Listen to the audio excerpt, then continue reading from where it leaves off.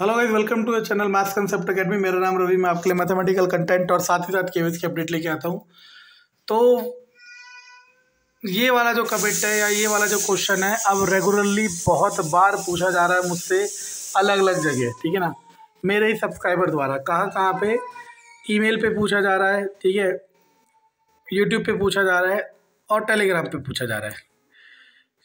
ठीक सर, एक कैंडिडेट ने कहा कि दिल्ली में कॉन्ट्रैक्ट वैकेंसीज के लिए इंटरव्यू में बीएड वालों को पीआरटी के लिए इंटरव्यू नहीं लिया गया, ठीक है ना। तो ये जो वीडियो मैं बना रहा हूँ अभी कुछ नया नहीं है, जो पहले कहा था वही है, लेकिन मैं समझाने की कोशिश करता हूँ आपको कि एक्चुअल में सब कुछ चल क्या रहा है।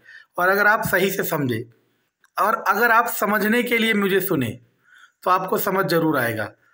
लेकिन मुझे पता है कि ये सुनने के बाद भी आप फिर दोबारा सर्च करोगे या 36 लोगों से और पूछोगे कि इसका क्या आंसर हो सकता है। लेकिन मैं अपनी तरफ से बेस्ट आंसर देता हूँ और आपको समझ जरूर आएगा अगर आप थोड़ा भी समझते हैं तो दोस्तों सुनो, काफ़ी टाइम से बच्चे ये पूछे जा रहे हैं तो बता देता हूँ। मैंने पहले भी कहा था कि केवीएस ने 2018 में भी पीआरटी वालों को बीएड के लिए एलिजिबल करा हुआ था, और जब तक अभी नया रिक्रूटमेंट नोटिफिकेशन नहीं आता तब तक कोई नहीं बता सकता कि एलिजिबल है या इनएलिजिबल है। अब आप ये कहोगे कि सर चलो ये बात तो हमें समझ आ गई आपकी, लेकिन ये इंटरव्यू में या फिर कॉन्ट्रेक्चुअल वाले में हमें क्यों एलिजिबल नहीं कर रहे। देखो एक्चुअल में क्या है कि कॉन्ट्रेक्चुअल या इंटरव्यू वाले के लिए केवीएस से हेड ऑफिस से कोई कॉमन गाइडलाइन इनके लिए नहीं आती स्कूलों के लिए। तो स्कूल की कमेटी, स्कूल का स्टाफ ही डिफाइन करता है कि क्या रूल बनेंगे और कौन एलिजिबल होगा कौन नहीं। हालांकि आपको पता है कई जगह तो बिल्कुल क्लियर कट है, लेकिन कुछ पोस्ट में ऐसा होता है जहाँ पे बहुत क्या कहते हैं जटिलता होती है या फिर इनकी बहुत कन्फ्यूज़न होती है। तो वहाँ पे जिस स्टाफ को या जिस स्कूल को जो जैसा समझ आ रहा है वैसा कर रहा है। जैसे मैं एक एग्जांपल देता हूँ, पहले भी यही कहा था आज भी यही, कि हमारे स्कूल में भी बीएड वालों को इनएलिजिबल तो नहीं करा। उन्होंने क्या करा, कहा कि जेबीटी वाले को प्रायोरिटी देंगे, और अगर 2 कैंडिडेट हुए जेबीटी और बीएड, बेशक बीएड पे नॉलेज ज़्यादा हो लेकिन सेलेक्ट किसको करेंगे, जेबीटी को, ठीक है। ऐसा हो सकता है। और अच्छा, और कमाल की बात सुन लो, इंटरव्यू पैनल पे जो पीआरटी के टीचर बैठे थे उनमें वो टीचर भी थे जो 2018 वाले में बीएड से सेलेक्ट हुए पीआरटी में, समझ आया।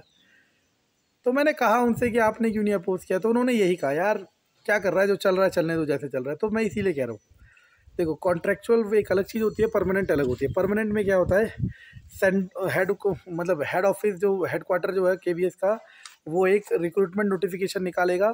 वो एक तरह का एफिडेविट या फिर स्टैम्प पेपर होता है, जो उसमें लिखा है उसे कोई डिनाई नहीं कर सकता। समझ आ रहा है मैं क्या कह रहा हूँ। अभी कोई ऐसा लीगलाइज स्टैम्प पेपर या कुछ भी समझो कुछ है ही नहीं, तो जो जैसा चला रहा है वैसा चल सकता है। और इसमें घबराने वाली कोई बात है ही नहीं, जितना आप घबराने की कोशिश कर रहे हो। जैसे मानो समझने की कोशिश करना, मान लो जितने भी स्कूलों में कॉन्ट्रेक्चुअल में इंटरव्यू लिया जा रहा है, आपको पता है उनमें से आधों में तो वैकेंसी होती ही नहीं है।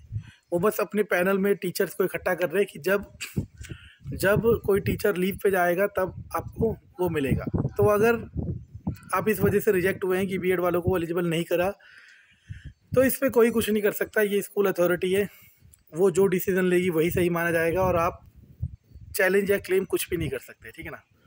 इन सब से उदास मत हो। देखो आपके सामने सुनहरा अवसर है, DSSB वालों ने एलिजिबल कर ही दिया, और पीआरटी की वैकेंसी आएगी, क्योंकि अभी जो पेपर हो रहे हैं उसमें नंबर ऑफ़ वैकेंसी बहुत कम है। सेलेक्ट तो होंगे लेकिन बहुत कम है, तो नई वैकेंसी डेफिनेटली आएगी चाहे कुछ भी हो जाए, और उसमें एलिजिबल कर दिया तो आपको वहाँ मौका है।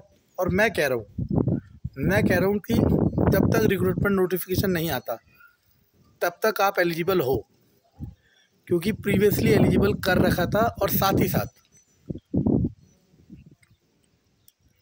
ये पहली बार हो रहा होता तो हम इस पे संदेह रखते। आप अभी संदेह रख रहे हो, या तो आप मज़े ले रहे हो मुझ लोगों से, या फिर आपके साथ ऐसा हो रहा है इसलिए आप परेशान हो रहे हो, ठीक है ना। लेकिन जो भी हो, हताश ना हो, उम्मीद ना खोरें, आपको ज़रूर मौका मिलेगा, उसको कोई रोक नहीं सकता, ठीक है ना। धन्यवाद।